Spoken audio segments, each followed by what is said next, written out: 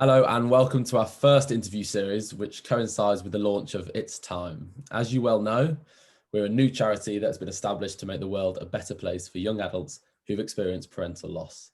Thank you so much for joining us today and agreeing to share some of your experiences. To begin with, it would be great if you could just introduce yourself, tell us a bit about your current circumstances in life, where you're from, and what you're up to at the moment. Yep, my name is Wainwright. I'm living in London currently. I'm 27. I've got a brother, a dad, and a stepmom. I'm very lucky to have that close family. And yeah, I grew up in Salisbury for the most part of my young life. After growing up in a small village called Langton Herring near Weymouth, which is a very good place to be as a child. I met David Fagan at Loughborough University, where I studied for 3 years. I then went to Australia for a year traveling, which was amazing. Highly recommend it. And have been back in London since, on account of all my friends being here. And it was a good time to, join them, I suppose. And I have a girlfriend who lives in California, but she's actually over here for the summer. I haven't seen her for 6 months until she got here 3 weeks ago. So I'm very excited for that. COVID somewhat ruined all our plans to have a long distance relationship. But yeah, it's good.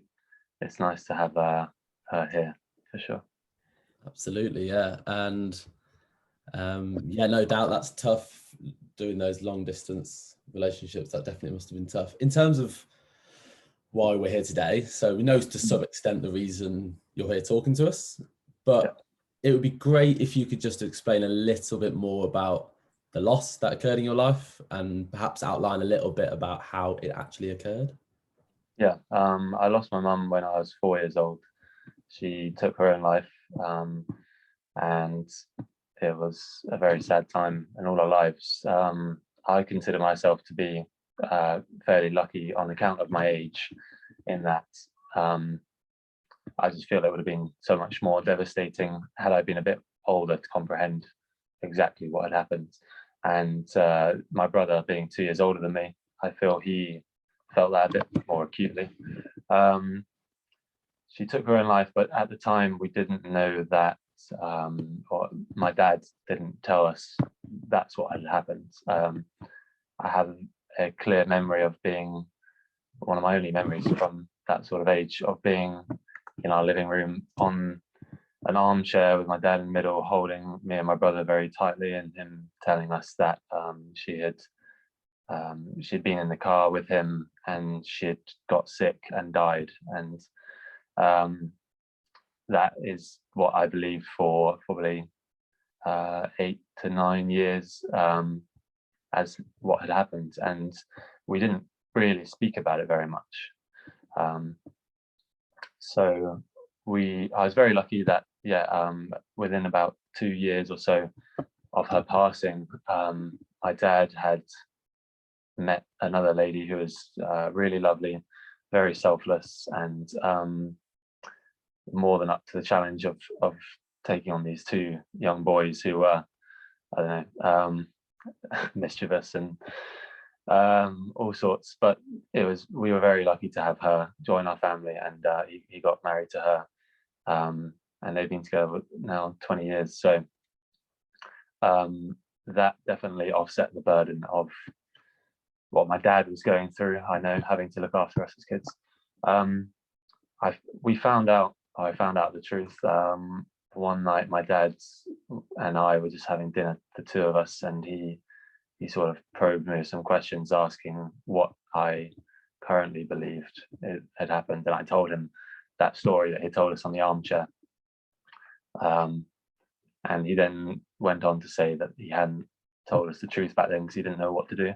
And that she had been going through depression, and had driven from Weymouth in the south of England back to where she grew up in Sunderland. And they had found her in a park. She'd hung herself, and I think it wasn't actually he that told me that story then. What he did do, which was very helpful, and in the theme of this, charities that are helping people, we went to see the charity Winston's Wish, and it was there that, along with my brother, my step and my dad, that we were in a room with a counsellor, and they were able to get us in an environment that we all felt like saying our dad speaking the truth, and then us being able to express ourselves. And it was there that we learned that's how she had taken her life. So at that point, I was, I think, age 13 or 14. But that was definitely a turning point for how well I was able to handle either things people might say or thoughts I might have. That's definitely a turning point. Yeah, absolutely. That's obviously an unbelievably tough experience, both at the time and as life for you obviously has progressed in terms of how you've dealt with it and how you have understood the situation. Yeah. You were obviously 4 years old when you lost your mom. Yeah. You have a sense of what she was like as a person. It'd be great to hear a little bit about her. Yeah. I remember her to be a very, very strong, very caring lady who would always be looking after me and my brother.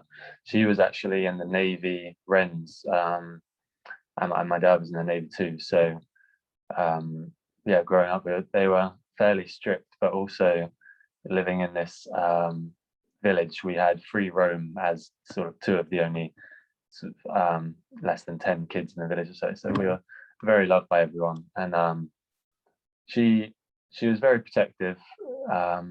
We had 2 cats, and I remember she was always like, she would always come over to me when I was playing with them, and yeah, I don't have too many specific vivid memories of her, but even when I've asked my dad what she was like, it's actually quite difficult because he doesn't really open up about what kind of a person she was, and there's been times where I feel like I want to ask him more, but then at the same time I don't know how tough it is for him to talk about it still, maybe after all these years. So it's one of those things that I'm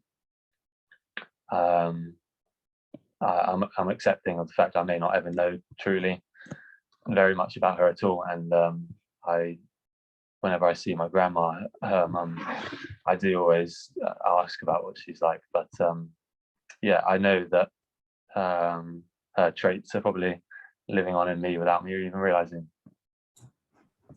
Yeah, definitely. I have no doubt they very much are. And what is nice is when you talk about some of those early memories, you smile. There's an element of happiness about that.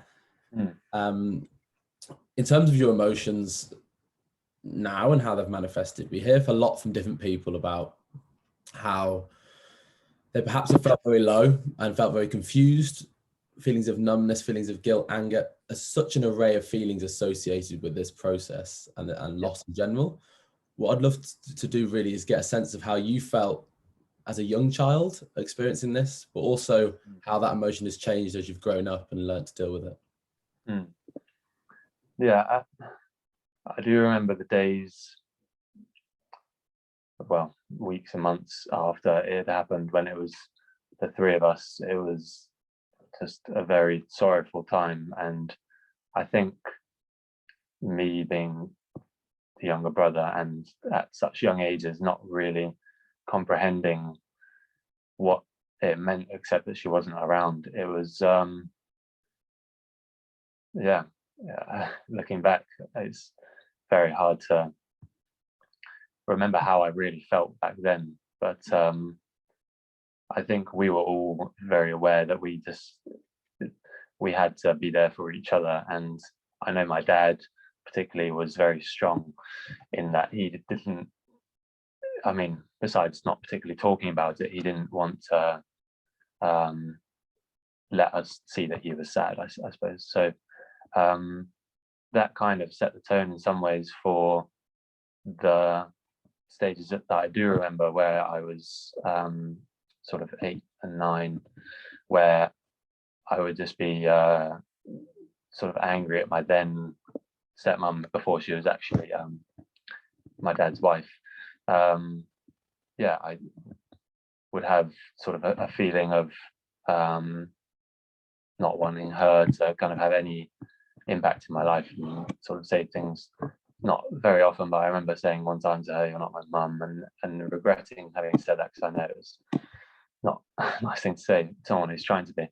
But then as I went through my teenage years, I think at that point I had already accepted that I couldn't bring her back, and I was going to have to just make what I could of this life. So I didn't really ever let it bring me down too much. When there were times of sadness, I would try and think of memories of her, but ultimately I remember my brother was sort of my main source of comfort when either of us were feeling like that. We always were looking out for each other and just trying to cheer each other up.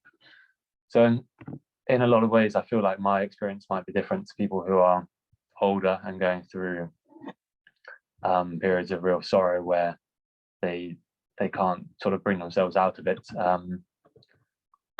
Because as a kid, you have distractions, and you have people making those distractions for you.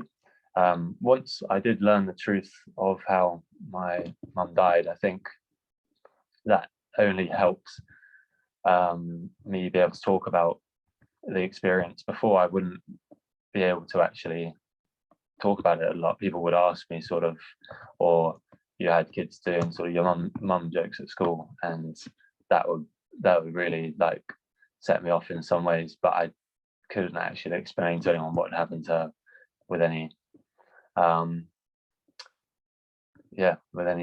certainty. So after I learned what had happened, and I met through Winston's Wish, met people who were going through a similar situation, other kids who had suicide in the family from bereavement, that enabled me to be able to talk about my experience and then go on to trying to help others with theirs.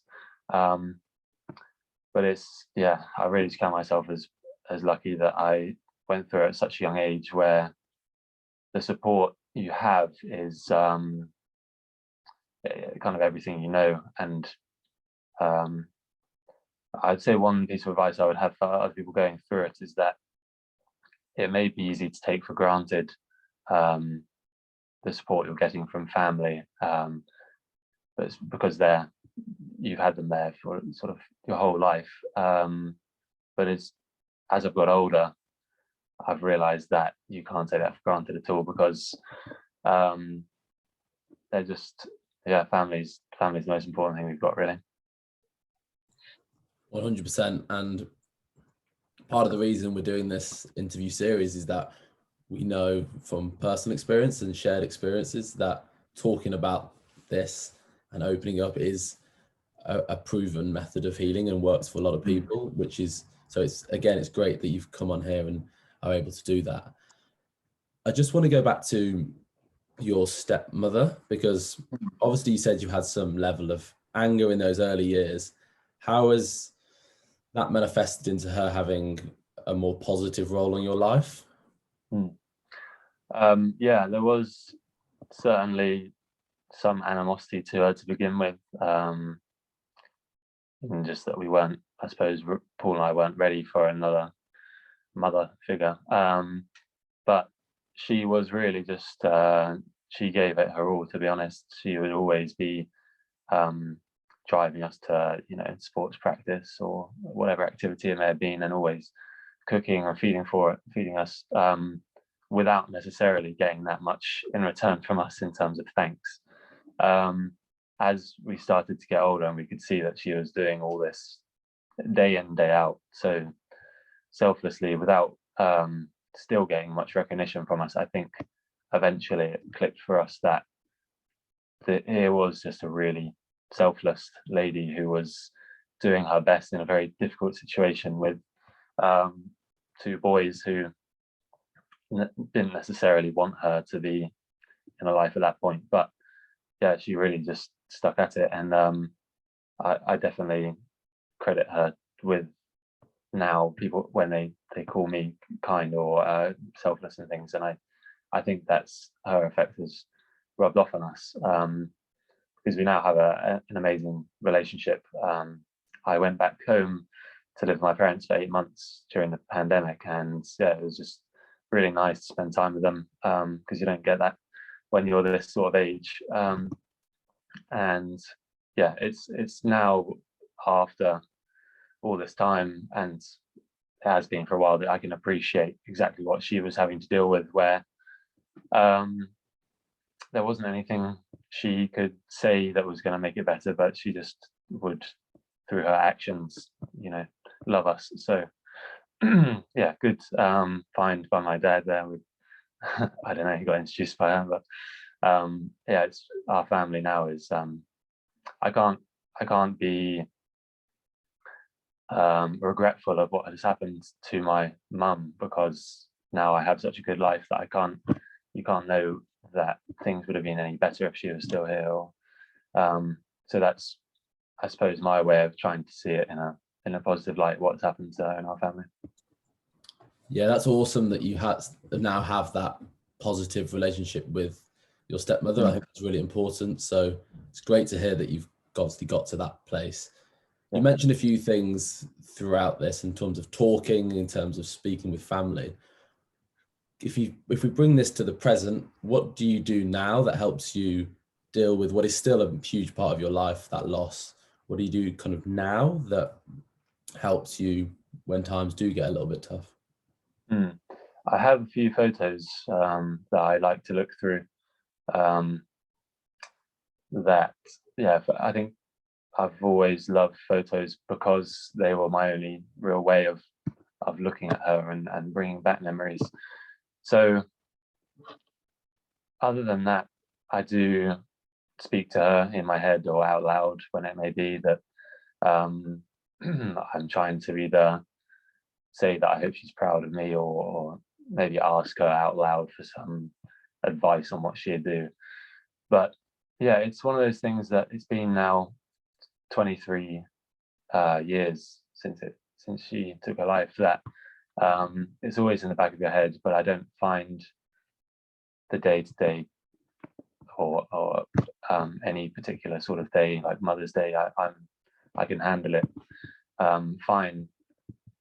And I think also the fact that I've met so many people, not just through Winston's Wish, but just through life, who have lost their mum or their dad and things, and you realize that everyone's sort of going through something. The best way is just to try and help other people, and I think then people are going to help you if they see that you're in need. 100%. And yeah, it's a process obviously that's been really tough for you, but also it's 23 years, and I feel from talking today that there is a sense that you've learned to deal with it in some way and live with the concept of what's happened. I know you mentioned before a little bit of advice that you give to other people. Is there anything else you would pass on to people who potentially are struggling a lot with loss, or sort of loss that's happened a long time ago in their life? Is there anything you could say to them you think would really help them? I think that what I have learned is that you are going to have better times than what you're going through, as hard as it may seem at the time. There's going to be things that bring you so much joy that you can look forward to, and it's not to shy away from the times that you're feeling sad. Just, you have to try and persevere and not self-destruct in those things. Don't do anything that's going to set you back. You have to understand that what's happened may or may not have had a reason, but you can only make of it what you're going to. If you can come through this stronger on the other side, I feel like you kind of feel a sense of power in that you were able to get over these emotions that are inside your own head and heart, and you would then be able to lead a life where you can actually accept hard truths, and it can make you more open if you're able to accept the sorrow. And I suppose what advice that is a bit roundabout, but yeah, there's going to be better times. No, absolutely. I think a lot of people can relate to that, and I think that's a really nice bit of advice to finish on. And just want to say thank you very much for joining us and sharing your thoughts, and I'm sure it's been a great help for a lot of people listening. So thank you very much, and